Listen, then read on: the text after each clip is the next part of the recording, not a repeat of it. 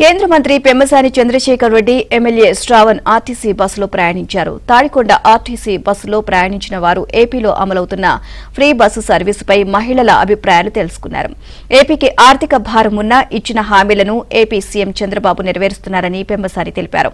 త్వరలో ఆటో డ్రైవర్లను కూడా కూటమి ప్రభుత్వం ఆదుకుంటుందని పెమ్మసాని తెలిపారు.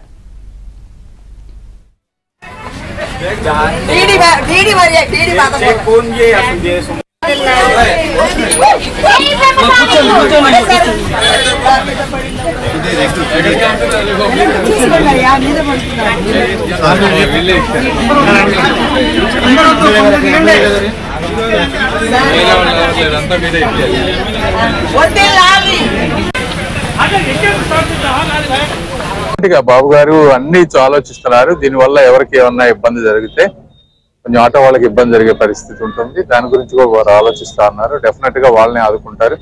మీరు ఇప్పుడు చూసుకుంటే నాయి బ్రాహ్మణులకు కానీ అందరికీ అన్ని వర్గాల వారికి ఎక్కడ ఏ విధంగా దొరికినా అక్కడ 5,000, 10,000 పెంచడం, దివ్యాంగులకు ఈ విధంగా పింఛన్లు కానీ 4,000 రూపాయల పింఛన్లు, ఇట్లా అన్ని వర్గాల వారికి మంచి జరుగుతా ఉంది.